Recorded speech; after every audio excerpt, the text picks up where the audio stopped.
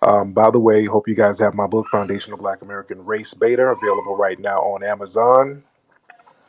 I know a lot of people are talking about the Roe v. Wade situation, um,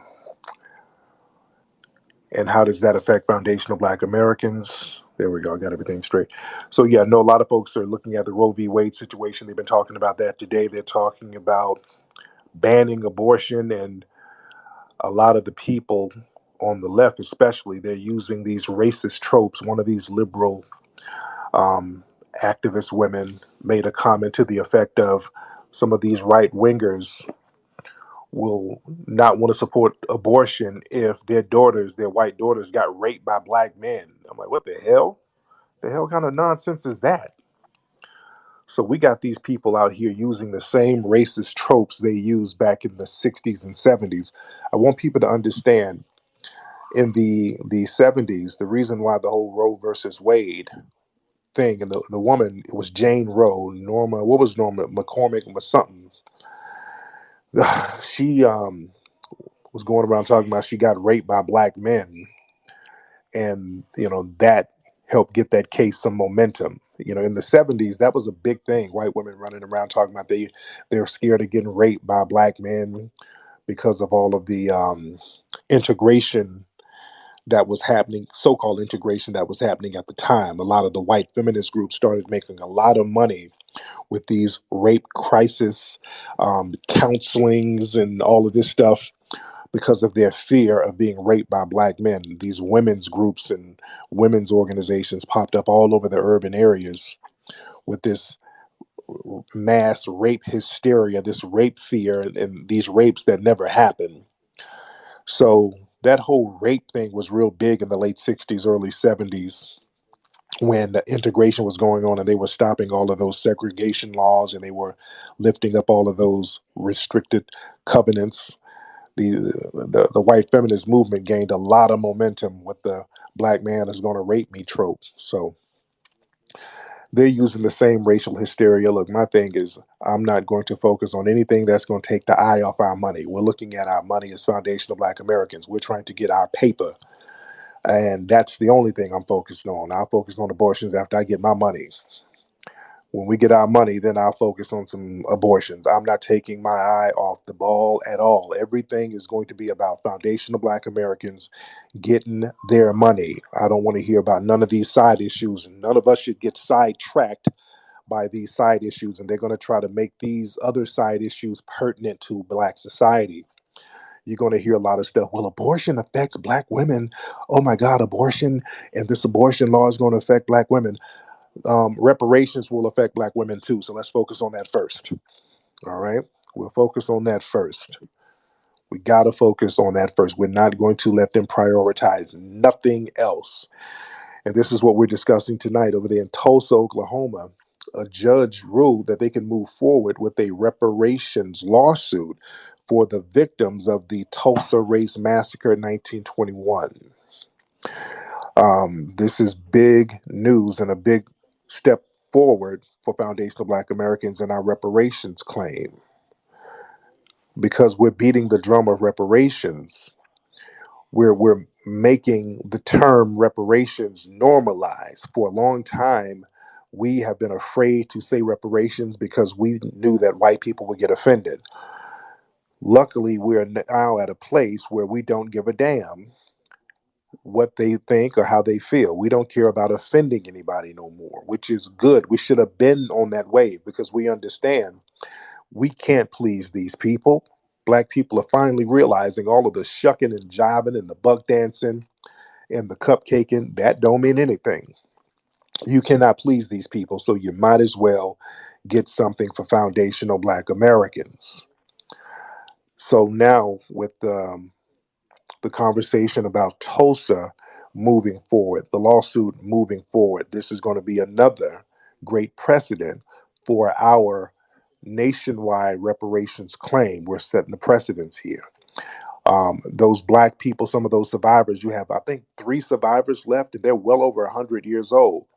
You got these brothers and sisters that's been holding on for justice all this time, and I'm very glad that their energy and their spirit is still there. These people are over 100 years old and still fighting for justice. My hat goes off to them, and they're finally going to get some justice. Remember, our good brother Johnny Cochran, before he died, he was trying to get a reparations claim going for those brothers and sisters back in the early 2000s, going back into the 90s, before he mysteriously died of that brain aneurysm. And that brother was going to get that money, by the way. So when our brother died, that conversation about reparations just kind of fell by the wayside. But now that energy is back up. And again, we have to keep beating the drum of reparations. I see a lot of people in the dominant society in the room right now. We got a lot of folks in here. Let me get some of the family to chime in. Let me see who we got. Let me know what's on your mind, family. We got a lot of folks in here. Now let's get some folks in here to chime in. Let me know what's on your mind. We got Faraz in here. Faraz, hop on. Faraz, can you turn your speaker, your microphone on?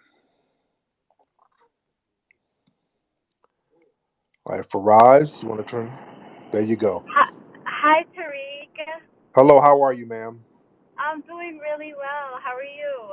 I'm good. Where you calling from, ma'am? I am calling from Boston, Massachusetts, but I am Somali native. All right, what's on your Um, mind?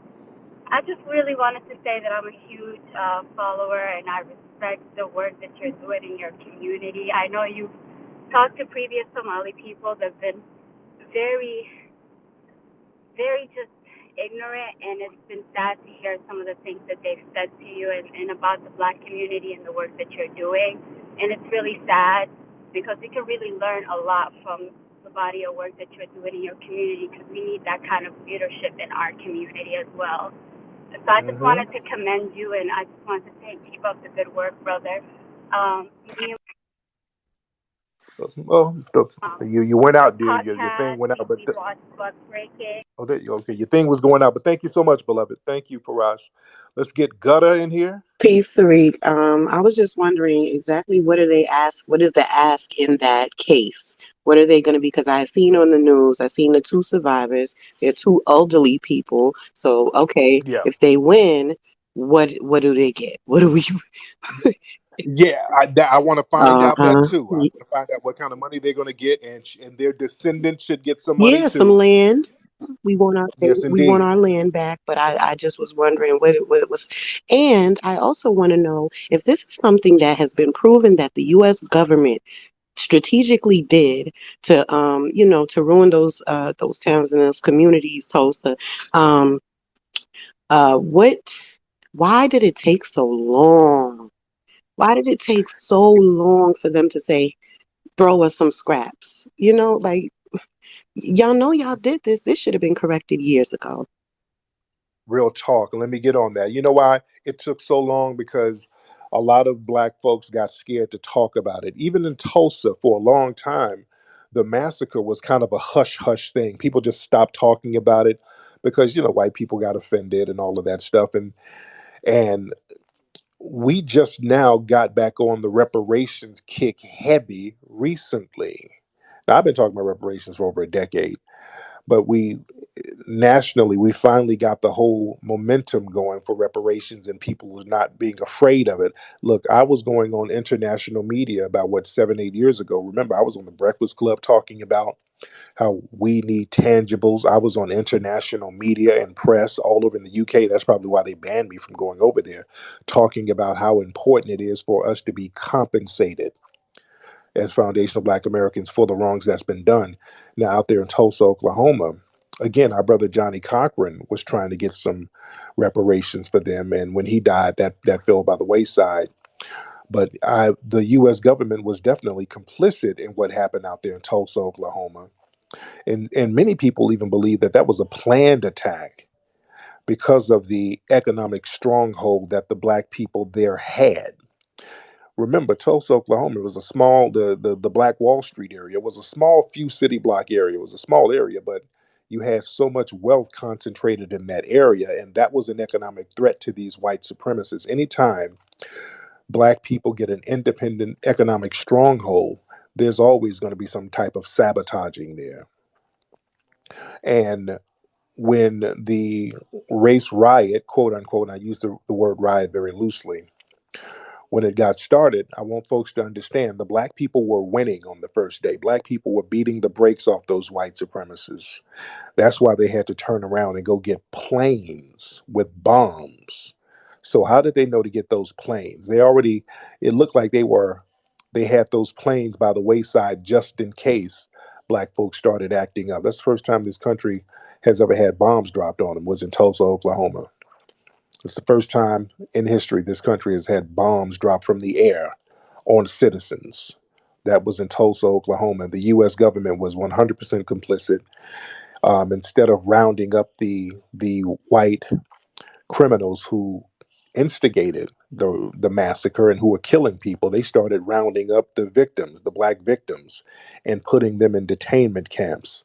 And the police and the government, they were stopping reinforcements from coming in on the train stations. There were other black people in other black towns and surrounding areas who wanted to come in, and they were going to come in and act as reinforcement, and law enforcement and government officials stopped them from doing that. So the government is 100% complicit in this stuff. I want people to understand how the U.S. government and law enforcement, they deputize some of their vigilantes, just like with the Proud Boys and just like with Kyle Rittenhouse, for example. Remember, I want y'all to understand with Kyle Rittenhouse, don't forget, he was out there working with police. See, they get these people, these deputized white supremacists, to go out here and do the dirty work for them so that when they go out here and commit murders, law enforcement, the city and the state, their hands are clean. They can use plausible deniability, like, oh, I didn't know. Hey, he wasn't working for us. Wink, wink. As we know, Kyle Rittenhouse was out there working with law enforcement. That's why they didn't arrest him when he killed those people. He was still running around there with that gun, throwing up hand signals to the police, and they didn't even touch him because he was working with them. So the white supremacists, they've always done little stuff like that. They've deputized their little militia groups so that they can have plausible deniability. So the U.S. government is 100% complicit in that. Let me get some more people in here. T.S. Giselle, I don't know why you're trying to get on. I'm not having you on. T.S. Giselle, we're trying to talk about something constructive. I don't want you to try to get some OnlyFans customers in here. I don't know why you're trying to get up in here. When we're trying to talk about something constructive, here you go. You done got you a new divestment wig and you're trying to get on here to get some customers. No, no, no. You're not going to get customers over here. All right, let's get some more people in here. All right. Let me see. Y'all raise your hand. Let me get the family in here. Let's get the family in here. Let's get Rich. Get Rich Prophet Daddy in here. What's up, Rich? Hey, hello, you can hear me? I can hear you. How you doing, Rich? I'm doing good. How about you, Tariq? I'm good, man. What's on your mind? Yeah, I was just kind of picking back at what you were talking about, Tulsa. So the blacks over there did indeed have a military to defend themselves. I was not aware of that, honestly. Well, they didn't have a quote unquote military, but these were brothers who were veterans of World War I. They had came back from the war, so they had training. They knew how to defend themselves to a certain degree on a ground level, but nobody was expecting these cowardly white supremacists to hop in some damn planes and drop bombs on women, children, and innocent people. So nobody was expecting that. But again, the black people were winning on the first day of the uprising. So a lot of folks don't know that part of the game. And again, the white supremacists, and you got to understand, the white supremacists are very cowardly. They can never fight a ground war. Malcolm X tried to tell people that they can't fight a ground war. They can't fight a guerrilla warfare type of thing because you got to have heart to do that. And the white supremacists, by definition, they're very cowardly. Okay, let's see who else we get in here. We got in here. Let's get Patrick Payton. We're gonna get Patrick Payton. What's up, Patrick Payton? Patrick Payton. And then we're gonna get Sar Saz. Patrick Yes, Payton. What's up, man? Where you calling from, Patrick? PG County, Maryland, Hyattsville, Maryland. There you go. What's on your mind, brother? Well, I definitely agree with pretty much everything you're saying. Um, it was something I wanted to run past you, and it was related to voting. Okay. I don't know, you may or may not have seen it. I go by the name New Me on Facebook and on Instagram and stuff. But anyway, it's the idea of weaponizing our vote, um, and not just abstaining from voting, but to weaponize it in order to punish politicians by removing them from office. Mm-hmm. Um, and that way, people like Mitch McConnell, Joe Biden, whoever can't spend 30, 40, 50 years in office. But the idea is to go further and to do it government wide, not just for presidential elections, not just for congressional elections, but also for local elections, for every elected office. And the whole idea is Okay. Thank you for the call, brother. This brother's just saying a bunch of catchphrases, brother. All right. Catchphraseism ain't gonna work, family. Don't call up here with catchphraseisms. All right. Yeah, I want to hear you get to the point. If you make a statement or whatever, get to the point. You just getting into a bunch of catchphrases, brother. I was trying to rock out with you. You know, you got to get to the point over here. All right. We got to get right to the point. Yeah. Well, Joe Biden, we just can't have him in there for 50 years. And I believe we got to weaponize the vote. Those are catchphrases, brother. Okay. No disrespect.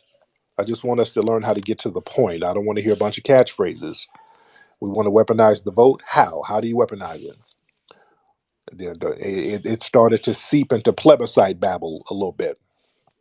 So what we have to understand is the proponents of the hologram with Joe Biden and then Mitch McConnell, and then they get the sesame seeds on the plebiscites, and then when you regurgitate the voting pack, and then you supersede the federal government, and well, okay, what? Okay, thank you, brother.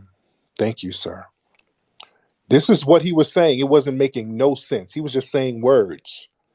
No disrespect to you, brother, but black people, we got to start getting to the point. People just get to talking and saying stuff just for the sake of saying stuff. That is plebiscite babble. Cannot have that. Sarsaz, hop on, bro. Hey, brother Tariq, how's it going, man? I'm good. How are you, sir? Yeah, I'm doing good, man. Yeah, straight to the point, Tariq. Actually, I'm from Senegal, West Africa. I Hmm. currently live in France, and I appreciate everything you're doing, sir. Those coon calling you always like complaining. They don't know that you're doing that for us. You're already a millionaire. You could have just sit home, relax, but you've been like working hard for us, fighting for us. That's first. The second is those white supremacists are scared. They know They know that we are taking over, and they are very scared. I was on your platform last time, and I can see the conversation you have with one of them. You didn't back away, and they're Right. scared of that. They know we are coming, man. So Yes, sir. thank you. Keep on doing what you're doing. So I appreciate it. I appreciate you, brother. You be safe out there, bro. Let's get primordial chaos. Hey, thank you for having me on. B1, I'll make this quick just to answer the question and stay on point. Mhm. As a Philadelphia native, um, I think that this Tulsa reparations lawsuit really means that we can start to position ourselves to speak out against things that are happening and things that have happened in the past. Prime example, the move bombing. It'll Yeah, be 37 years on May 13th, and my birthday's today, so I'm just chiming in. But, 37 years since the move bombing, this positions us to have those conversations to fight for equity and reparations for those. So that's all I wanted to say. much. Shout out to B. Tubman as well. Oh yeah, yes indeed. Thank you so much, brother. Yeah, yeah, that's another thing, man. We've been the only people that's been literally bombed. Over there in Philadelphia in '85, I think the Move organization, black organization, they sat up there and bombed men, women, and children in Philadelphia. So yeah, this whole thing where they dropped bombs on us, we should have been bumping the drum of reparations hard for a long time. We should have never stopped campaigning for these reparations. We got to be compensated, family. We got to stop being afraid to say we need to be compensated. We cannot sit up here and let these folks make us a permanent underclass, and we keep supporting the system of them trying to make us a permanent underclass. And we can't listen to these handpicked selected Negroes in the Hollywood sector in which I work in. I'm telling you, these niggas are the worst. They're bought and paid for. They're not going to rock the boat. They're desperate for their next record deal, record budget, or TV role. And Hollywood is controlled by the liberal political class. So these Negroes that they parade around the cameras, they're not going to rock the boat. Do not listen to them. Those are the worst. These Negroes are the worst. They're not going to do anything except toe the line for most of the liberal people who run the entertainment industry. And I'm telling you, because I live around these folks, I know what their get down is. They don't have any type of grassroots leanings.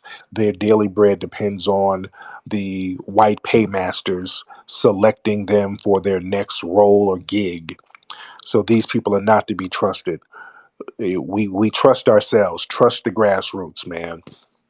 Let me get some more folks in here. Let's get Patrick West. Patrick West, hop on in, brother. What's going on, man? Hop on. And then we're gonna get Guptar. All right. But Patrick West ain't turning his microphone on, so let's get Guptar in here. Guptar, turn your microphone on. Hola, hola, hola. What's happening? How are you? Bien, bien, ¿y tú? What's your name, ma'am? La famosa. You're La Familia. You what? La famosa. It means the famous one. There you go. Now, where are you from, ma'am? I currently live in London. I'm from London.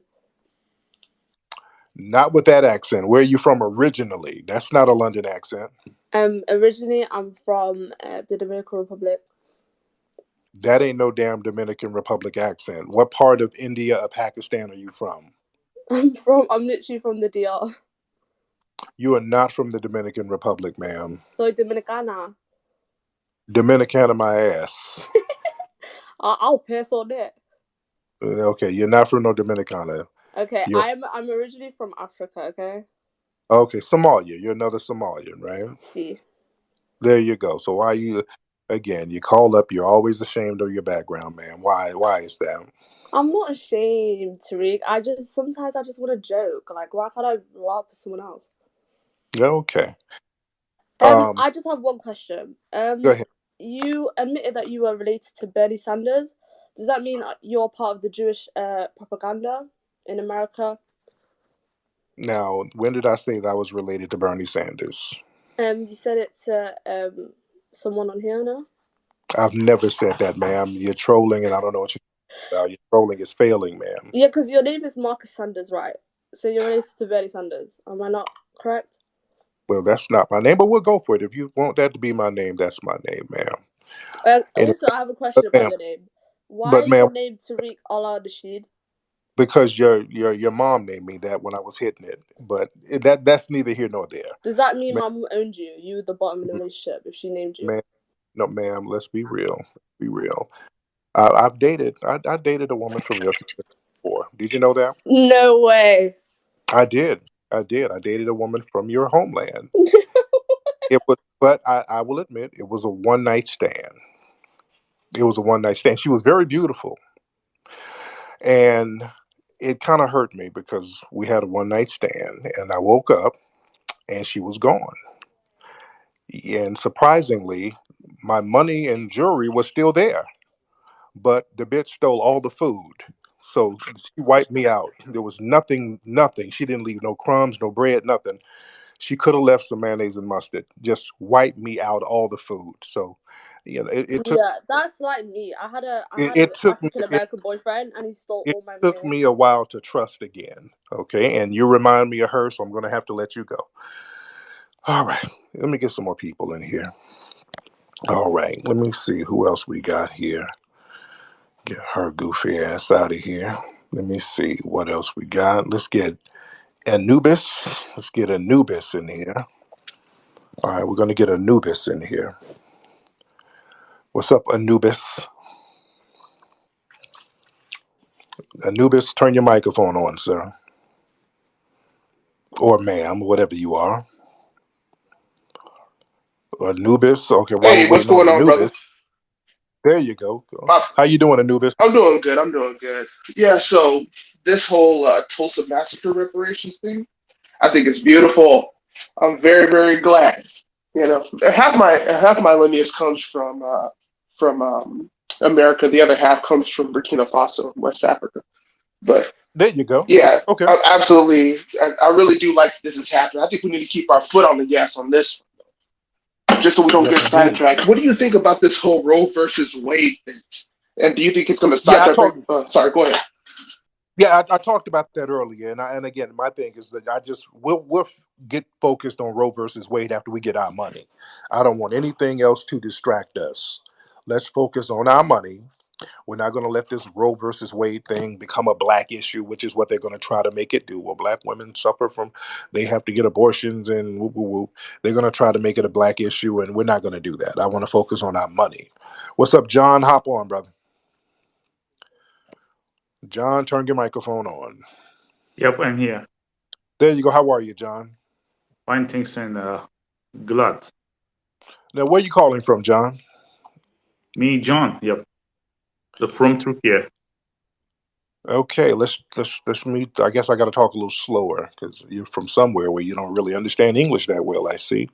So, John, where you from? Johnny, Johnny, where you from, buddy? from Turkey. From Turkey? Yep, So you're from Turkey? Turkey. Yeah, Turkey? What? Where is that? you know Istanbul and capital city Ankara. You know Antalya. Okay. For example, two cities names. Okay. Let's try it one more time. What country are you in now? Turkey. Okay, Turkey. I never heard. I don't know if you're saying Turkey or whatever. But okay. Well, what's on? Turkey. Yep. It is Turkey. It is in Turkey. Yeah, yeah. Is it? Are you close to Istanbul? What? Are you close to Istanbul, Turkey? Sure. Okay, my brother. All right, what's on your mind, man? Um, this is my job. Okay, what's on your mind, Johnny? No, I just looking this talking in the room, and I just visiting, and I see and who is talking, and I listening at Pratik. Johnny, are you trying to get a green card to get over here or something, brother? Ah, no, I have not a green card. Are you trying to get to the United States? Well, I don't know. Well, Johnny, if you're trying to get here, I want to introduce you to somebody. The person's name is T.S. Giselle. If you look in the room, you'll see T.S. Giselle's profile. I want you to go follow T.S. Giselle. I want you to strike up a relationship with T.S. Giselle so that hopefully she can help you come over and get your green card. I think y'all will work out real good for each other, okay? Well, why not? Why not? Let's make that love connection. So hook up with Giselle and make it happen. And bring some spray because the bussy stains are going to be all over the place. But nevertheless, that's a good hookup. Do your thing, brother. All right. What's the Turkish word for Bucci cat? I don't know. I need my Google Translate. Somebody translate that word. Translate for me. Say Bucci cat in Turkish. All right, T.S. Giselle, we're getting you some customers. All right. Don't say we don't hook you up. We're getting your ass some customers. All right. All right. I think that he got Turkish PayPal, so you'll get some money out that nigga. All right. Let's see who else we got. Okay, we got a lot of people in here. Let's get Britt in here. We got Britt. All right, Britt. Let's get Miss Britt. Hop on, beloved. Hey, I'm good, dear. How are you? Wonderful. Thank you. I had a quick question. May I ask a lineage-based question? Absolutely. Yes, ma'am. Okay. So I researched my lineage, and the farthest I got back, I believe it was 1820, and my great great great great grandparents were classified as mulatto on the slave register, and they got married, excuse me, in their 40s. Hmm. And this was out of Tiptonville, Tennessee. And I'm wondering if, like, what that would mean, and if I should try to search farther back. Like, is there plantations in that area? And Yeah. Also, if you can trace them back to 1820, you should be able to trace them back to the 1870 census too, mhm. um, and then the 1900 census. So, yeah, you can find out what plantation. Sometimes that's a little hard to do, but the census records are, that's the sure shot. You can definitely find them on those census records down there. Um, but yeah, they were both labeled mulatto. Yeah, and I thought that was really interesting. Like, because some people have told me, oh, maybe they were related and got married. And then other people have told me, oh, maybe they were natives. Well, a lot of the mixed black people they would label them mulatto too. Okay. Sometimes the black natives, people who were mixed with black and natives, they would label them mulatto as well. But nevertheless, it sounds like they were still found black Americans. So again, I would start looking into the 1870 census and the 1900 census and see what they were their descendants were classified as. But thank you, dear. So we got to be very clear because a lot of people have been asking questions about lineage for foundational black Americans. It's real simple, man. Look, if your lineage goes back to those censuses, you go back to that 1870 census and somebody was labeled as a Negro, you are a foundational black American. All right, it's that simple. If you can trace back to that census, 1870 census, even the 1900 census, and somebody on your mother's side or your father's side was labeled or classified as a Negro on those censuses, you are a foundational black American. It is that simple. It's not rocket science. That's what it is. All right. Let's get hold on, let me see. Let's get who is this person? HK UK Badman. All right. You a dirty nigger. Okay, mate. First of all, when you call up, sir, you gotta take the penis out of your throat. I can't hear you, sir. You gotta you a damn dirty Negro. You got to take some of that dick out your throat, sir. I can't hear you. Tell that man you'll check with him. Damn dirty degenerate. Sir, Mr. Cracker Man, you can't talk with dick in your mouth, sir. You can't do that. All right, B, that's just not good etiquette. You don't do that. If you're getting into some other activity, I know it's the first of the month. You have to do what you need to do for that rent money, but call us when you're done, sir. We'll be glad to have a conversation with you. All right, but just get your little rent money knocked out. You got work to do. Stupid nigga. Okay, there you go. Let's get Fezza. Let's get Fezza in here. Can you hear me, Tariq? I can hear you. How are you, sir? Oh man, I'm good. I'm actually calling from South Africa, bro. Yeah. I'm black.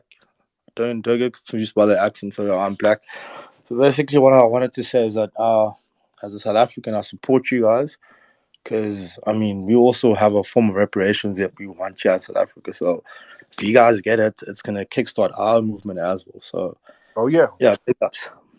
Oh yeah. Much respect to y'all, man. I got a lot of love for the South African brothers and sisters, man. Much respect to the family out there. Okay. Let's get Cozy Sleeper in here. Cozy Sleeper. Yo, I'm from Baltimore. Fuck it is, dummy. How do I avoid niggers? Okay, you're not from Baltimore. You're from mayonnaise land, sir. How do I You're from avoid man. niggers? They're so Well, scary. sir. Well, you got to avoid them by not going in your mother's bedroom and interrupting brothers digging her little smelly white vagina out, sir. That's how you avoid them. Don't go in your mother's bedroom because that's where they are. Okay. Oh, he left. He left. I was going to hit him some more, but he hurried up and got up out of here. Well, that's what you do. Don't go in your mama's bedroom because that's they're having a million man march in there on that pink mayonnaise encrusted vagina. Okay. Let's see. V link up. V link up. I'm sorry. I just you are so fucking hilarious. My only question is, have you ever thought, and this is a serious question, have you ever thought about like one night in LA like doing like stand up? Eh, So fucking funny, bro. I got so much other work to do, sister. There's so much work to be done. I just do what I do. Now, wait, where you from? Where you calling from, dear? I'm from Philly. There you go. Well, then what's on your mind? I just want to tell you I adore you. I'm like one of your biggest fucking fans, but you're like your comedic timing is like impeccable. Like you really have a career in comedy. Like just think about that. Hilarious, but sister, I do what I do. I'm here to try to produce justice. That's my job. But thank you for the call, beloved. Thank you so much, dear. Let's get who's this? Let's get Lex Keys. Let's get Lex Keys in here. All right, Lex Keys, hop in Hey, here. Tariq, how you doing? I'm good. How are you, I'm dear? not doing bad. So I just wanted That's to what. chime in about what the Tulsa reparations lawsuit means, for Yeah, FBAs, and I'm gonna make it pretty short and sweet. Most American policies are to separate, the FBA from their inheritance, right? right. So most of the immigrants or people who come over here, they couldn't trace their lineage back too far in America until it takes them across the board, right?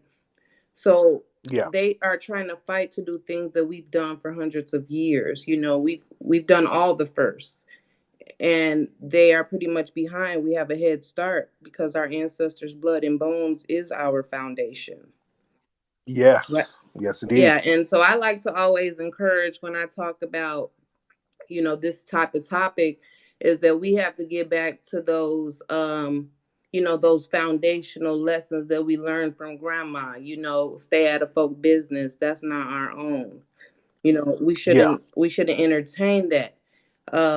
Even, when it comes down to what we entertain and what we will lend a response to, we have to be extremely impactful and precise with how we are reactionary.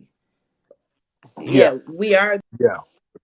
But thank you for the call, sis. But yeah, that's absolutely true. And a lot of our foundational Black American ancestors, I always tell people, our people were very conservative about a lot of stuff.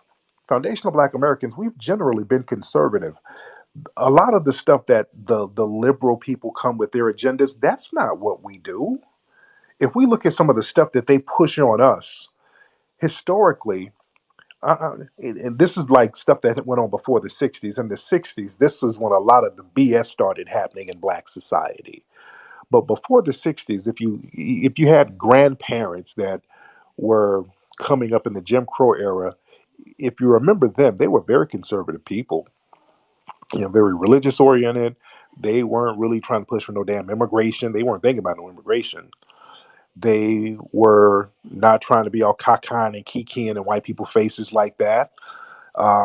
They weren't trying to push no weird sexual boast. They weren't doing that weird sexual stuff. They were pretty conservative about what they did. They were all about education. They were very big on family. We were the ones who were really conservative, true conservatives. Let's make sure the family's good. Let's make sure the family has the children have education. Our older folks would sacrifice a lot of their well-being for the educational upgrade of the children.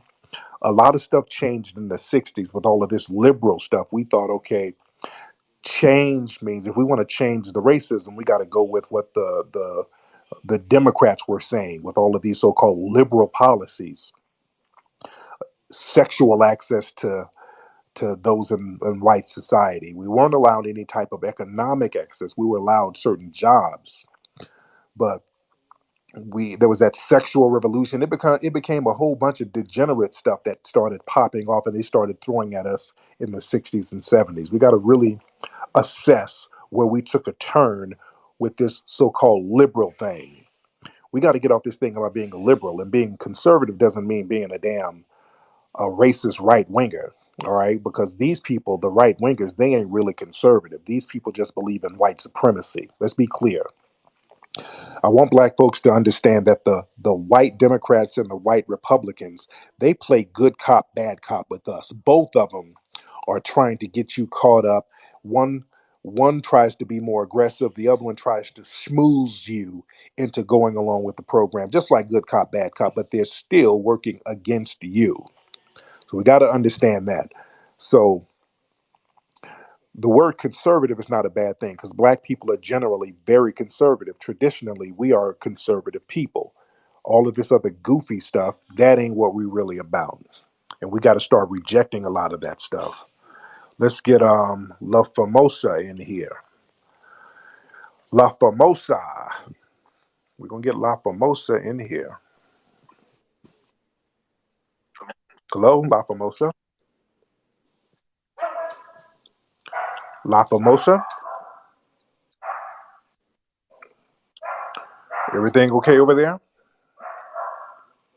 Okay. But some of her prepaid minutes ran right out before she got to even say anything. That's very unfortunate, ma'am. All right, let's try. Let me see. Let's get Roger. Roger, I see you up here, brother. Hop on, Raj. Tariq, what going on, man? I'm good, man. How you doing, fam? I'm doing good. I'm from Atlanta. I actually just moved out here to Arizona. I had watched a couple of episodes back, and I saw that you was out here. Yeah. And yeah, so quick question. I just want to know as far as like the reparations movement, like what cities and states do you see picking up on it next? Like I said, the state of California, we got a good wave going on out here. There should be a push down in Atlanta. There should in Minnesota. They're trying to talk about it. I know they're trying to talk about it in St. Louis. Um, the cities where they're having these reparations commissions, this is where we need the grassroots to jump on top of it and make sure they make it lineage based and make sure that reparations come in the form of tangible cash payments. So a lot of these little commissions that's popping because they see the movement going on reparations that we're not wavering from it. We're staying right there on our square. We're not letting them change the subject because traditionally, when we talk about reparations, we'll talk about it for a quick minute and then we'll change the subject. We're not changing the subject, and they see we're dead ass serious about this.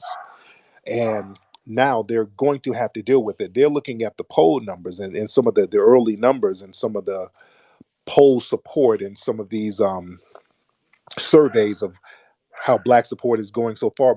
The Democrats are struggling and they're panicking right now. They see we're dead serious. We're not supporting no damn Democrats or the Republicans either. So we're not participating in the political process because we know that we're not getting anything as of now. So we're going to force them to put our agenda on the ballot. And they're shaking right now because no Democrat is getting support from the black base. We're a big voting bloc. All it takes now is for a white politician can just come through the door right now and say, hey, you know what? I'm gonna give reparations. I'm gonna make sure black folks get reparations. He'll get every black vote in the country, including me. So they don't want that to happen. They don't want somebody to come out here and wise up and get a lot of momentum going because that's the thing that's really going to scare them. Some hippie white man out here could just go run on reparations right now and really get a lot of momentum and really take that thing to another level. If you get a white person for real, somebody viable, not like that Mary Ann lady. What was that lady's last name? The Mary Ann lady, I can't think of her last name, but she was talking about reparations. Y'all remember her a couple of years ago in the primaries? Mary Ann Williamson, something like that. She was talking about reparations, but the problem is she was crazy as cat shit. She looked like a meth addict, so she was not being taken seriously by nobody. She got to babbling and talking all crackish and spaced out, so it just kind of undermined what we were trying to do with the reparations thing. But if you get some articulate white candidate, some white man who's articulate and who's um, politically savvy. And he said, "Hey, you know what? Let me put my hat in the arena, and I'll take up that reparations, and I'll make sure the foundation of Black Americans get a little something." That would be a problem because it would get a lot of momentum. So they don't want that to happen. They better do something. They got to do something. They're going to have to break bread, and we're going to have to not settle for anything except them breaking our bread. Let's see who else we got in here. All right, if I let you on, be sure to turn the microphone and speak. Okay, La Famosa, you're trying to get back on again. I tried to add you on. Let's try again. You got your hand up. La Famosa, whatever your name is, you want to try again? Turn your microphone on. Listen, I'm glad you added me back, Tariq. I just want to say this one thing before I. Okay, I want to get your little musty self out of here, ma'am. No, ma'am. Ma'am, this is not feed the children hour. You can't come up here anytime you want to. I am not Sally Struthers, ma'am. If you want something to eat, you're going to have to call UNICEF like everybody else. Let's get some more people in here. Let me see. Let's see. We have. Let me see. Let's get what's bipartisan Fontaine. I wish my dog shut the hell up. I know y'all probably hear my dogs in the back. All right, let's get bipartisan somebody. What's up, brother? What's good, Flex? How you doing? I'm good, man. What's on your mind, sir? Yeah, I just had two comments to make. When it comes to the Tulsa reparations, I just wanted to point out that it's a good start. The only fear that we have is that we just don't want this particular case to be put on a pedestal to where others just like it get viewed as like a candle in the sun. Um, Yeah. hopefully all of them all the cases and claims are examined the same way, and this isn't just one that's going to be placed as a figurehead to over popularize. I'm sorry, to be held over all the other ones. The second and the Right. second opinion that I had is just to kind of lead off. Then I'll let you kind of go off with it. But the publication Vox, they just tweeted out an article about the Supreme Court decision for Roe v. Wade, and they Yeah. used a picture of Dred Scott. So it's almost like a Oh little bit of Lord. a little bit of the mascot, strategy going on when it comes to Black history in that regard. So Wow. yeah, just Okay. Thank you. Let me touch on that, man. And I told y'all this is what they're going to try to do, man. With this whole Roe v. Wade, they're going to try their damnedest to tie black folks in it. Listen, don't fall for it. That's why I'm like, I ain't really tripping on no Roe v. Wade right now. Family, don't fall for it. Don't fall for it. They're going to try to make Roe v. Wade a black issue. They're going to try to tie us in. This is like slavery. You're going to treat women's bodies like slaves. This is where they're going, family. They're going to run with this Roe v. Wade thing. This is going to be the feather in their hat. They're going to try to run with it, milk it, and get us on it. And like my man just said, they just tweeted out a picture talking about Roe v. Wade with Dred Scott. We ain't going for it. The Roe v. Wade situation, it was a racist case because the woman, Norma, Mrs. Jane Roe, was out here lying, talking about she got raped by black men. I want y'all to look up what I just said. And that's how that got momentum. That's why they started letting women get abortions because they kept telling these white feminists kept telling um, the white politicians and telling people, hey, what if there's these rapey black men? We got to be able to get abortions. If we don't get abortions, we're going to have these black babies. So you got to let us get abortions. You don't want us to have these little Negroes, do you? So that was the momentum. Understand, they would always use racism to get laws changed or repealed. Even with the gun laws in California, the infamous case of out here in California, it was open carry. You can open carry guns, and they were perfectly fine with it until Huey P. Newton was studying law and he saw a loophole where you can have guns, you can have certain guns, you can carry them openly and walk with them. When they found that out and the Black Panthers started showing up to the courthouse with all those guns, boy, the NRA and all those people said, hey, gun rights my ass. We need gun control. That's the only time in history where the NRA, who's always screaming about "get your hands off my guns," ain't nobody gonna take my guns. Remember Charlton Heston? You'll take the gun from my cold dead hands. His old decrepit ass trying to be all dramatic. Y'all remember Charlton Heston doing that? You'll take this gun from my cold dead hands. Like somebody beat your old ass. But yeah, they were on that. You'll never take my gun. They were real big on that until the Black Panthers walked around with the guns, and the NRA was first in line. Say, hey, come take our guns, please. Please take our guns, because the niggas are running out here with guns. Please take the guns.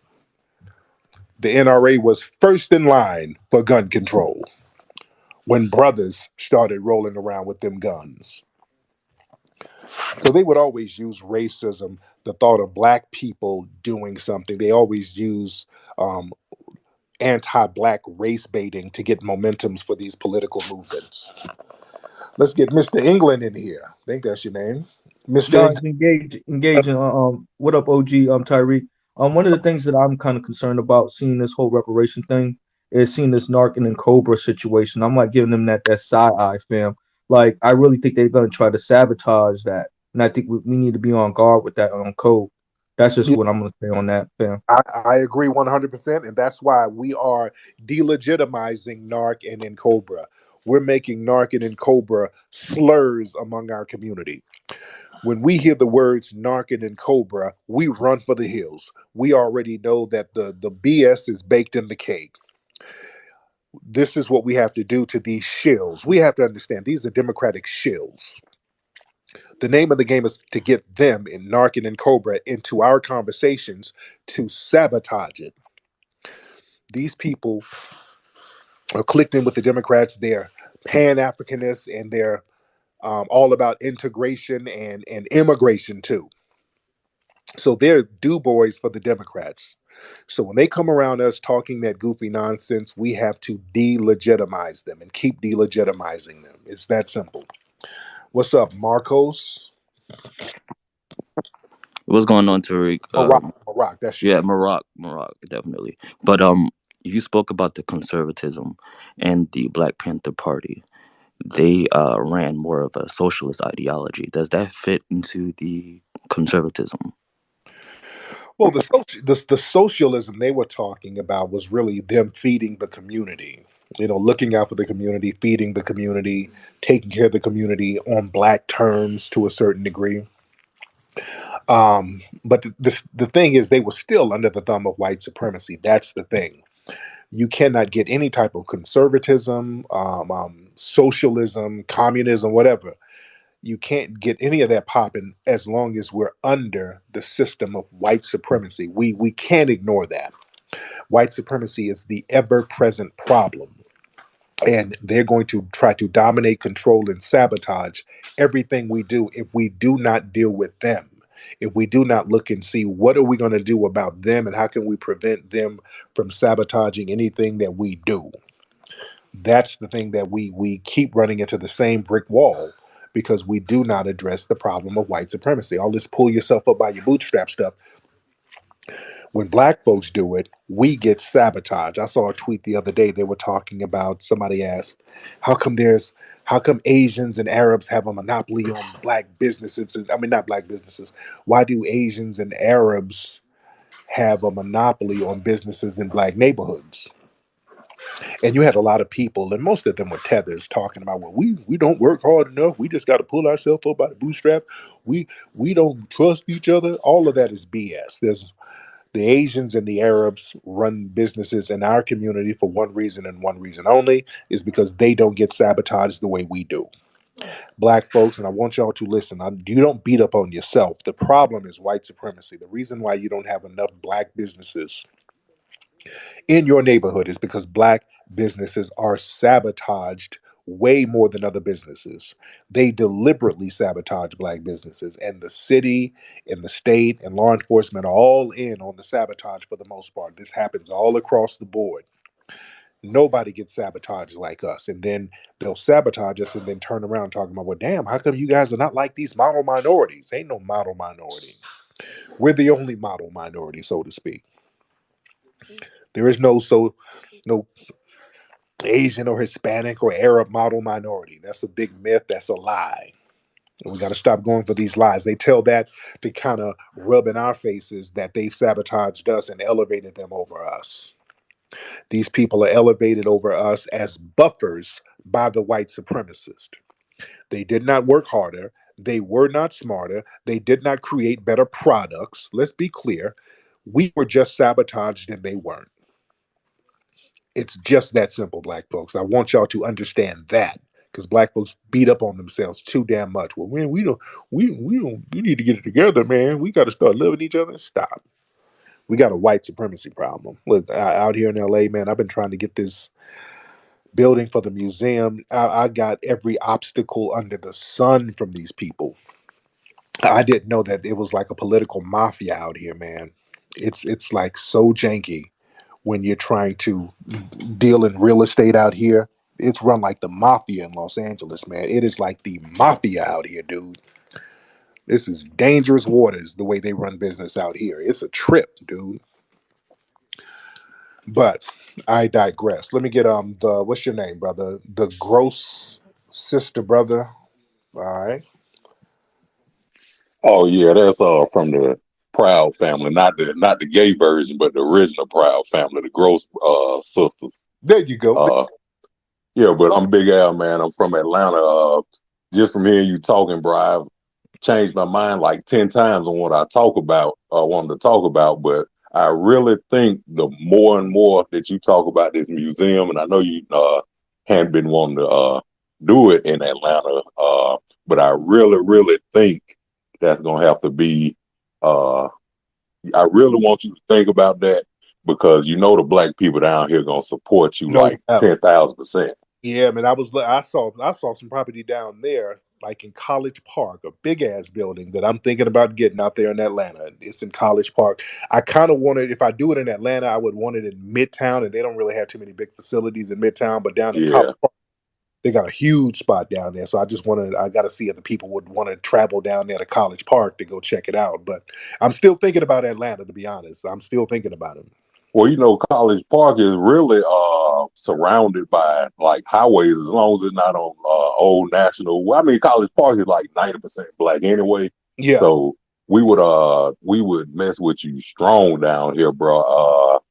I know all the Bussy Brigade, they gonna fight the fact that you down here, but you got more than enough soldiers who would fight for you because I really think the obstacles they giving you out there, because you've been putting us onto it, yeah, uh, you would make so much money in a museum down here that you take it out there to open up another one, and they couldn't refuse that type of money. yeah, And the last thing I want to say to you is we got to get your boy Crispy on some Willie Low tracks. yeah. We got to, bro. When you did that singing with Willie Low a couple of weeks ago, I'm still shedding tears over that, my brother. So, Shout out to Willie. uh, Thank you, brother. Shout out to Willie Lowe. But Willie Lowe is in here. Willie, you still in here, brother? Where's Willie Lowe? I saw Willie. I saw Willie earlier. Willie, where you at? What is love? What is love? Willie be killing the game, bro. I ain't even mad at Willie. Okay, this brother right here, Danny. I'm a little nervous, Danny, because you got your shirt off, brother. But Danny, you want to hop on, brother? Yeah, I just wanted to say I appreciate the format. You bringing a voice to these topics. It seems like no one wants to bring attention to these kind of conversations, especially when we talking Tulsa reparations or anything that kind of I guess shakes the turf with a lot of these people. So I appreciate you for that. I believe you were the one involved in the 1804 movie, which I think a lot more black folks need to be rewatching their history and understanding where the scope of a lot of these concepts and today's ideologies come from. So I definitely appreciate and love that you put attention on that. It seems like a lot of black folks don't even know their own history and get mad that white folks don't know their history. So No doubt. it's great that we are taking the time to do that work as well. Now, Danny. Now you're a masseuse. I'm looking at your page. Yeah, yeah. So you're a masseuse. So yeah, y'all. If y'all see these videos where these dudes do exotic massages on women, This is what Danny does. Danny does these exotic massages. Now, Danny, The how do you, ladies love it, man. It's a void is that a real that's thing, brother? Is there a real it's big? a real thing. It's a real thing. There's a big void in sensuality amongst us, and so like any other profession, you fill the void. With me personally, traveling city to city, you meet a lot of different ladies, of course, a lot of different personalities, and you have to have the mentality for it because it comes with a lot of self control. It's not all it seems. You don't get the it's not all sex appeal. It's not all nice shapes and thighs. You're almost like a council worker to some degree. So you play a lot of different. You wear a lot of different hats. Right. In those spaces. So it's actually Now, a very fun space. what city are the most of the women in that you work in? I'm in Brooklyn. Okay. Um, but I get a lot of love in the South. Definitely the Texas area, Houston, Dallas supports me heavy. Atlanta supports me heavy. Miami. I have to be out in LA soon.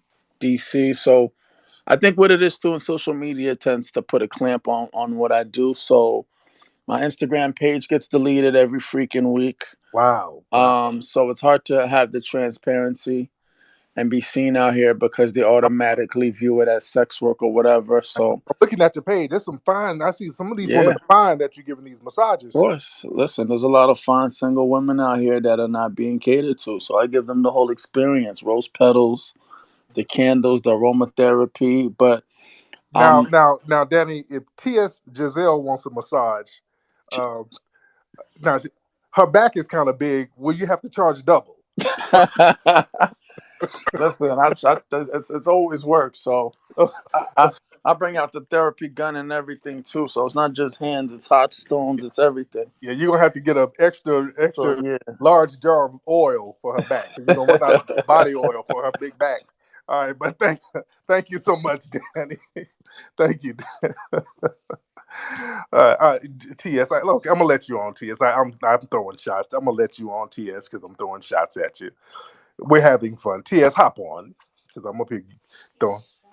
Yeah, TS, hop on. Hop on, TS. Hi, Tariq. What's up, TS? We're just having fun. I'm just throwing It's shots. We're it's having fine, fun. Tariq. I always come with the hard questions. And something else is hard, but we don't want to talk about that. How are you though? I mean, obviously, every time I speak to you, my DMs are popping, subscriptions popping. That's how I know you see these two flocks. So life is good. There you go. There you Now go. I do have a Um, bone to pick with you. okay. I did not appreciate you lying in these streets on my What did I say? lineage. So I've been in Okay. these Twitter streets fighting to correct the lie that you told. Well, somebody said that you were Well, Nigerian. somebody I don't know. lied. Okay, that okay. Well, Okay. that okay. They lie. You're not Nigerian. Okay. Now, what's your lineage, TS? I'm American. I'm Black American from Okay. the South, 100% on both Oh, sides of my family. okay. There you go. There you go. All And right. I So you're not. appreciate um, the shout out. So, yeah, all you guys follow me. You can DM me. It may be returned in an invoice, but you can DM me. There you go. Now, some of y'all dudes out there, if y'all got a hankering for some Bucci cat, y'all holler at TS Giselle, and he'll make your dreams come true. All right. Thank you so much, TS Giselle. All right. Shit. Okay. What's up, Willie Lowe? I see you, player. Yeah, are y'all dudes really up in TS Giselle's DMs? Good Lord. Y'all niggas, boy. All right, let's get Mayat in here. Let's get Mayat in here. But yeah, but Danny, man, my dude, some of them women, there's some fine women he's giving massages to. Some of y'all brothers might want to get into that kind of work. You know? All right, let's see who else. Who is that? Mayat, hop on, Mayat. Hey, greetings, Tariq. How are you, darling? Hey, how are you, dear? What's going on? Oh, I'm just always loving your program. And I just had a quick question. Does the three fifths of a human, is that still in the Constitution? And does that have any bearing with why they don't want to give reparations? No, it doesn't. Thank you for the call. No, it doesn't. That 3/5 thing, and I broke that down on one of my calls and on one of my shows a couple of years back, and I don't want to get too deep into it now because it's kind of a long thing. That 3/5 thing, it was about voting rights because they didn't want, and that had more to do with the electoral college, where black people were the majority in certain places, and they didn't want the majority of people to have a vote to elect certain people. So they wanted to do this 3/5 person and have the electoral college represent the masses. This is why when you see people run for office and they talk about they got 200 electoral votes and 300 electoral votes and all that, a lot of that is tied in with the 3/5 clause. Again, it's kind of a long thing, and I would have to break it down on another thing. But it's real heavy. But it ain't got nothing to do with reparations, though. Has zero to do with reparations. They don't want to give the reparations because we just haven't pushed them. You understand? And we, as foundational Black Americans, we're supposed to be a permanent underclass. We're supposed to sit here and accept subjugation and accept mistreatment and accept abuse in order to maintain the hierarchy of racial injustice. So all of these other groups are buffered on top of us with white supremacists on top, and if we move from under everybody, that kind of tips over the whole apple cart, which is what we need to do anyway. We should have been tipping over the damn apple cart. Okay, let me get one more call. I ain't gonna be on here too long. All right, let me get one more call here. One more call. All right, let me see who we got in here. Let me see who was Kevin. I think I had you on before, Kevin. Kevin or Kevin. You look very familiar. I think I had you on before, brother. Hi, yeah, yeah. You talked to me. I'm Indian American. Okay. All right. What's on your mind, buddy? Yeah, I had a couple questions, but I guess one was just why is it white supremacy when you said that Arabs and Asians are setting up businesses in black neighborhoods? When Mm-hmm. if you look at the overall picture, I mean, a lot of jobs went out to China. A lot of white people lost their job in the manufacturing sector, as well as black people and Hispanics, and even the tech sector. Now the entire services sectors is trying to be outsourced to India and the Philippines. So how is that white supremacy when you also have white people largely being supplanted in different ways using technology and immigration? White people are still going to be all right. White people are not really being supplanted like that. What they do in so-called white areas, especially rural white areas, they build prisons in these areas, and these prisons become the lone resource and employer for a lot of these places in white rural areas. They work into the jail system, they work around the prison system, they work in the bounty honey system, they work in the bail bond system. So the prison industry is a whole cottage industry within itself. So a lot of white folks are taken care of as far as that. Let's be very clear. White people are not suffering like that. Um, but when Arabs and Asians are allowed to come over here, and the key word is allowed, they place them and their businesses in black areas because white people, you're not taking Asian businesses and Arab businesses in white areas. You're sending them to black areas and you're setting them up in black areas, and you're not sabotaging those businesses. That is white supremacy, sir. You see how that works? Well, I mean, I live in California. I live in an urban neighborhood and then a suburban neighborhood, and convenience stores are in white neighborhoods are run by minorities largely, and then convenience stores in more urban neighborhoods are run by Yemeni Arabs.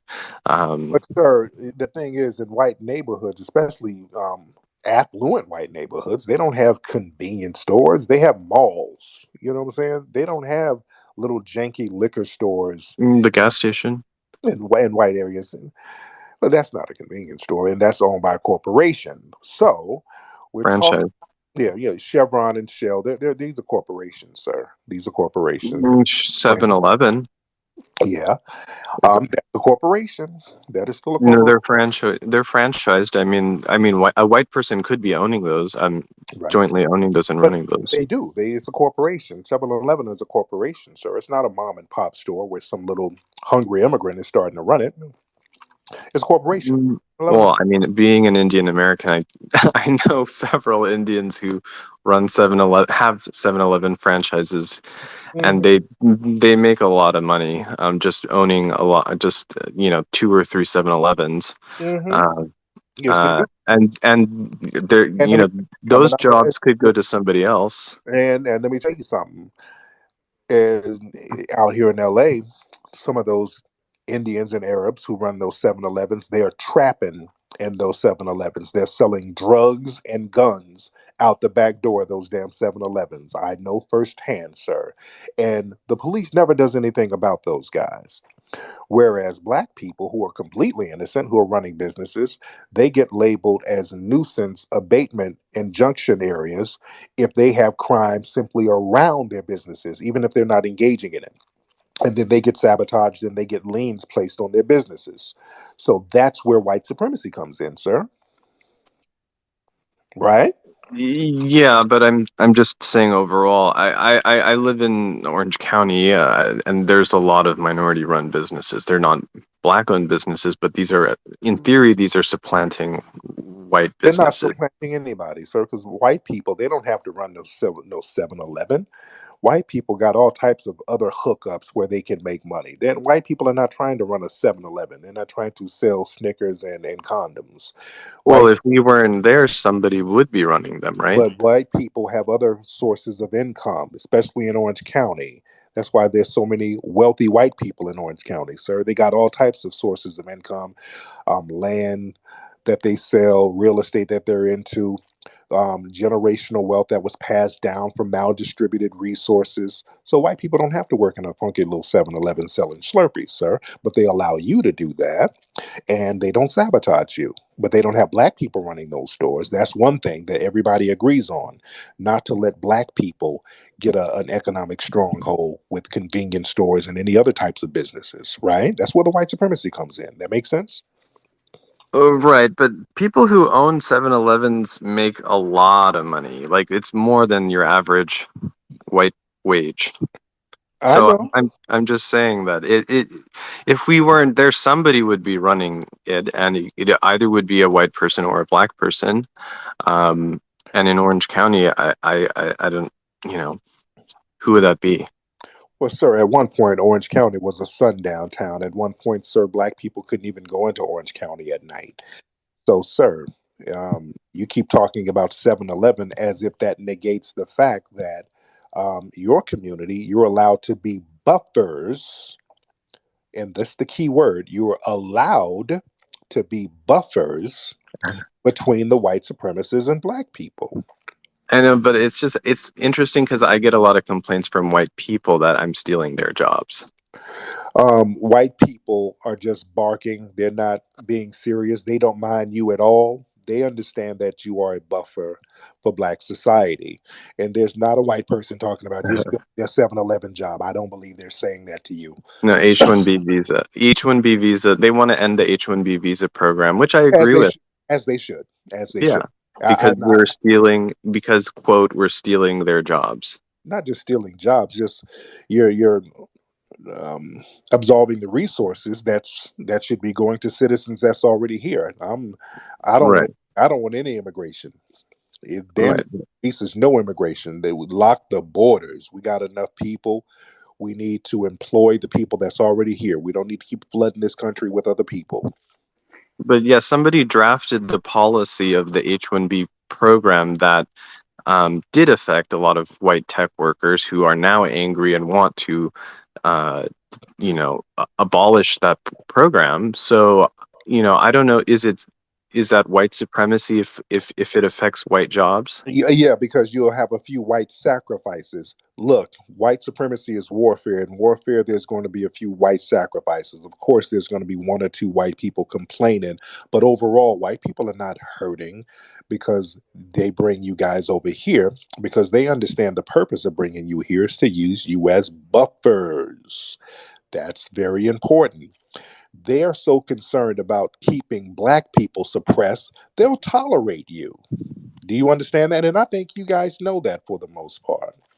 That's why when a lot of the East Indians, when you guys come over, after a few months, y'all start talking just like the white supremacists, right? Right, I guess. I mean, Yeah, yeah. I guess because well, you're a right winger, aren't you? yeah, I vote Yeah. Republican. There you go. Yeah, you were a Trump supporter and all the whole shebang. You down with the Oh, man? well, I want a better economy for everybody, and I do want to limit immigration. That's Right. mostly what it is. Yes, indeed. Mm, Indeed. Have you been back home to make your homeland a better economy? Uh, no. I mean, my parents have a house there, and we Ex- rent it out. exactly. So the name of the game is for y'all to come over here and start spewing those right wing white supremacist talking points, ignoring that you failed. And I'm trying to be polite. You actually failed in your homeland. You didn't do any of the stuff you were talking about doing there that you're telling us to do.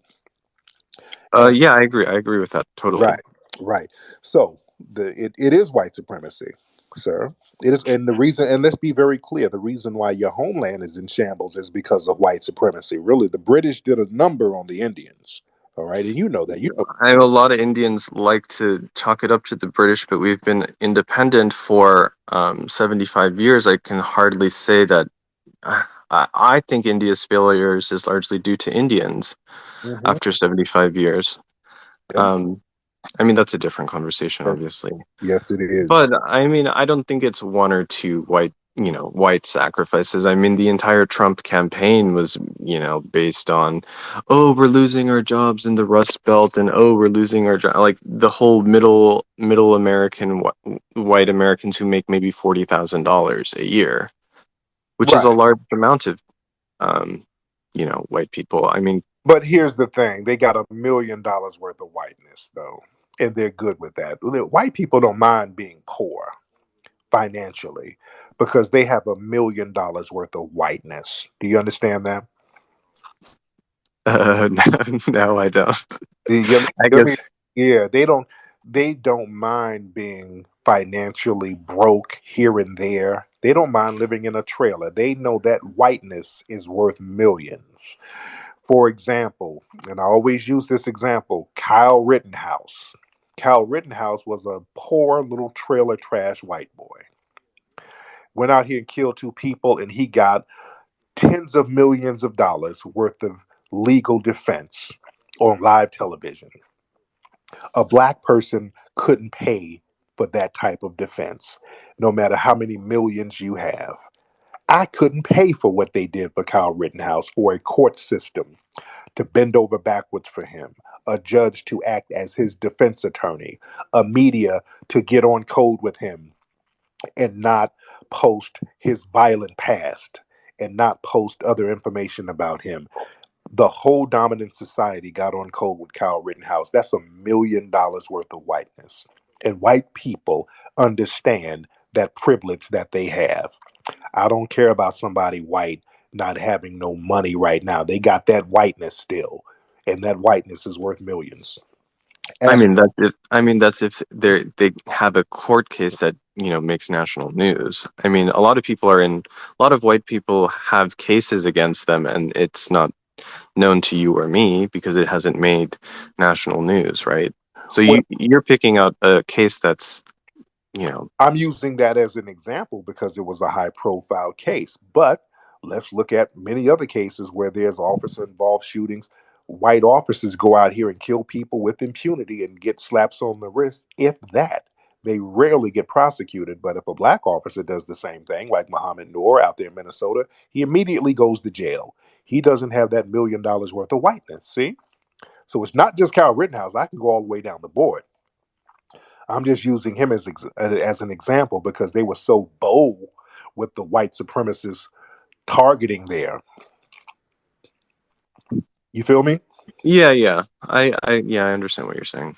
Yeah, Right. that makes sense. Right. So yeah. Don't pointing out some poor white people don't mean nothing. That means absolutely nothing. They know the value of whiteness, and you know the value of whiteness. Yeah, that's why when you come over here, you try to get buddy up with them, and also you're East Indian, brother. All those skin bleaching ads out there in your homeland, Yeah, man, you know what it is. Well, I know. y'all sitting up here looking like Vibe Cartel. Y'all got skin bleach all over the place. Yeah, Yeah. you know I what know it what you're saying. is. Hmm. Yeah, that's a lot of insecurity that Indians have. Yes, Uh, indeed. yes, indeed. Okay, well, I mean, I heard your point. That makes sense. I mean, a lot of there's like a huge support system, I guess, that comes in to your favor if you're white. But I would also say that there's a lot of support now. I mean, the Black Lives Matter movement, don't you think that is a sort of social media network that comes uh, into play now, at least when something is highly publicized? Like, what do you mean? Like the don't aren't they in charge of trying to bring national attention to issues that concern the black people, and Who? try to fund the Who? cases? Who? Uh, who was the George Floyd? Who? Who's bringing attention to who? Who? Who are you talking about? Isn't Black Lives Matter trying to? Wouldn't they? Aren't they trying to organize? Who is Black Lives Matter? I don't know, the organization. The organization was three lesbians and some white people backing it. No, they're not trying to do anything but get money, and they got the money, and then they start quitting their positions, and they got them. They got the money and ran. Black Lives Matter organization was a big Democratic finesse, sir. That's a nothing burger. Okay. Well, but they were black nonetheless, right? Well, hell, just black. Hell, your ass is black. East Indians are blacker than me. So what does that mean? I mean, are these three lesbians foundational Black Americans? No, they're not. Actually, they're not. Some of them are immigrants. They come from immigrant backgrounds, so they're not even FBA. That's why they were pushing immigration. They were pushing everything except some real justice for black people. They were out here pushing immigration and LGBT and trans lives. So yeah, those women, All they three did of not. them? Yeah, all three of them. They weren't really representing black society. They weren't representing anything that black people were really campaigning for. So So all of the three black lesbians who founded Black Lives Matter were Nigerians or Jamaicans. I think one was Nigerian, and the other one was non-FBA. Hmm. But these were not FBA women. And a lot of people connected with Black Lives Matter. Black Lives Matter is a white organization with three black figureheads. And Hmm. now the organization itself has pretty much dissipated. There is no Black Lives Matter organization no more. They can't even get donations no more. They shut down their donation page now, I think. So yeah, that was a big finesse. So Black Lives Matter, it's just a hashtag. And it was a code word that white supremacists would use to attack black people as a whole. So who's doing that within the Democratic Party? Isn't this being done by within the Democrats? Wouldn't you say that this is white supremacy of the Democrats who are claiming that they're on your side? What's the difference between a Democratic white supremacist and a Republican white supremacist? I guess what you said earlier, the good cop and the bad cop. These are Exactly. It's just good cop, bad cop. They're both cops, dude, and they're both dirty cops. So you pointing out one dirty cop over another dirty cop is a distinction without a difference. It makes absolutely no difference to nothing. but then who do black people vote for overwhelmingly? The good cops, Our right? Our interests now, we're voting for our interests now. That's what we're voting for. We're voting for our interests now. We're not doing scared votes no more. The Democrats are suffering right now because black people are not really supporting them. Truth be told, in the last election, I don't think that black people turned out in high numbers. I think that it was a finesse. I don't Oh, so think. that leads to my next question. So I heard you mention that you don't think that, or one of your methods that you believe to get change across is to withhold your vote from the Democrats. Mhm. And how can you ensure that that will be effective if, in precincts where there are black majorities, can they just like harvest your ballots, forge it, and then say, "Oh, you voted for them"? And if you don't do any due diligence And to this is back the it up, This is the thing, because of the last election, and there were so many questions about fake votes and sending in votes, which they did. They finessed. It wasn't a lot of black people. This whole huge black turnout they were talking, that didn't happen in the last election. It was a huge finesse. We weren't turning out for Biden like that. So now the next elections now are going to be heavily scrutinized. So they can't pull a twist. They can't do the same con games they were doing. It's going to be too much scrutiny now. Remember those dudes up there storming the Capitol? They were storming up there talking about stop the steal. You understand? So that type of cluster flop, they don't want nothing like that.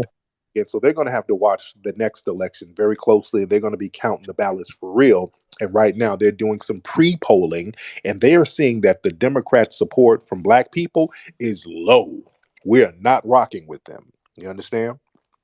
well, So yeah, I think the difference between this coming election and the last election was, voter ID laws and all these measures that were passed in state legislators. I mean, the states are the ones that are in charge of elections, right? Um, at least within their own state. And then they put all these sort of, scrutiny, as you say, on that will come up in the future election to make the elections a little bit tighter. Um, but that was also being marketed by the Democrats as this sort of racist, oh, you're just trying to disenfranchise black people. right. And that was a con game. That was a whole con. And I tried to hip black people to the con game. It was a whole con game. And that whole voter ID, they were making it seem like it was going to affect black people, which is not. That was to help illegal immigrants to get the right to vote. And they always use us in order to push agendas for other people. They always try to tie us in so that we can use our numbers and our momentum to support it. Just like right now with Roe versus Wade, they're starting to show images of Dred Scott, and they're trying to tie in slavery to this Roe versus Wade. We shouldn't let them do that as foundational black Americans. We have to stop letting all of these other groups harvest our history and our lineage for their own benefit, but them to turn around and then disrespect us after we helped them. We got off this whole kick where we have to help everybody. We've been helping Hello. all of these for so long, and nobody's grateful. So, do you support the legislations that were passed in these state legislators that have essentially added all this extra layer of scrutiny to the elections, which will probably in the next election reveal that black people are not that supportive of Democrats? I mean, I think these were passed by Republican supermajorities. Yeah, don't give a damn. I just care about my check. They give me my check. That's all I care about at this point, sir. But thank you for the call. Let me get another person in here. Conscious for Jole. Hey, hola Tariq, ¿cómo estás? There you go, man. No, como está, brother? And La yeah, and Taco Bell. What's on your mind, brother? No, I'm just trolling. So I'm a non-white Hispanic. You seem like a indigenous mix. A big fan of yours. Wait, no, Because of slow down, you and slow down, Jorge. So you're a white Hispanic? no, non-white. That's what I said. I'm like an indigenous, like mix. I'm mestizo. Okay, from Yeah. Mexico. No. I just thought that profile pic was funny. No, my parents are from Guatemala and Honduras. Okay, and so you're Hispanic. Yeah. I was born here though. I mean, my first Okay, language is English. got it. All right. So have you been back to Honduras? Yes. Okay. A lot of black folks down there. So you must have some black ancestry there. Yeah, I mean, as far as yeah, I mean, if you, in all honesty, if you looked at me based, because I've been listening to you for a while, you probably would classify me as white, but that's not something I would ever put on my form. I'd always put other. I mean, no one ever thought I was ever fully Caucasian. I always had like a beaner look to I me. don't believe that. I don't believe that at all. All of you, damn near all of you, put white on your paperwork. You don't put it. I'm just telling you, I don't. You know. Y'all always say that. Every person But who calls up, oh, I don't. I say I'm indigenous. No, you don't, because y'all don't like the indigenous people down there in Honduras and down there in Mexico. They don't like the indigenous. The indigenous people down there have to face racism right now. The non-Spanish speaking indigenous people, they go through a lot of racism. oh Oh, yeah, no, I agree for sure. yeah. I'm just saying, like, if you actually look a picture of me, you would, I don't, you'd see that I wouldn't, I don't look like that. You know, I'm not like a white Hispanic like Canelo or John Leguizamo. But I just had a quick question for you, man. Like I said, a big fan of yours because of you, and you pointing me through like people like Claude Anderson. Like, I'm so pro reparations now. You know, and they never taught like about 40 acres or Black Tulsa in my school, Right. so Where'd you go? it's open. What city you go to school in? I went to school here in Gwinnett County, Georgia. Oh, okay. Okay. Yeah, All right. yeah, yeah. I'm 25 now, so it's been a while. But my quick question. So, is your streaming service, is it gonna have like all your past content stuff? Like, It we is. can stream all your movies? Yeah, yeah. That's going to have all the movies. It's going to have the new Maroon film, and the Maroon film is going to be a 4 hour mini series. So it's going to be very good. And Yeah, talk a lot about, Central America, because the Maroon history goes into Central America. The Black Seminoles went into Mexico, and they were protecting the Mexican border for Mexico for a while. So that yeah, Maroon, yeah. Because of you, I learned about Vicente Guerrero and all that stuff. Yeah, yes, indeed. Yeah, so yeah. it's rich history, man. Thank you so much, bro. All right. Yeah, the new streaming service is going to have all our films on there, so you guys do not want to miss that. Okay. Okay, we got this. I was about to let this dude on. This nigga got a picture of Usher on his damn profile. Okay, yeah, I'm not letting you on, brother. Okay, let me see. All right, well, let me go ahead and wrap it up. I think we had a good conversation. I ain't gonna be on here too long. I think we had a good conversation tonight. I think it was kind of constructive. I always try to be constructive. We got a lot of people in here. But anyway, guys, go to Amazon. Y'all want to get my book, Foundational Black American Race Baiter? Get that book right now. Y'all need to go to YouTube. Follow my YouTube channel, Tariq Radio. Follow me on YouTube.